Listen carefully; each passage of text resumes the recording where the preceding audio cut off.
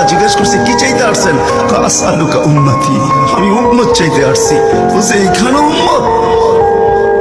বলছে আনতার রব্বুল করিম আনা নবিয়ুর রহিম, কাইফা তুদাইয়ু হাদিল উম্মাহ বাইনাল করিম ওয়ার রহিম। শুরুতে আপনি, শেষে আমি, উম্মত জাহান্নামে চলে যাবে, আমি আমার মনকে বুঝাইতে পারবো না। তো আল্লাহ সান্ত্বনা দিতেছে, বন্ধু কাসসামতুল কিয়ামাতা কাসমাইন সালতু তাশাফি তুশাফা।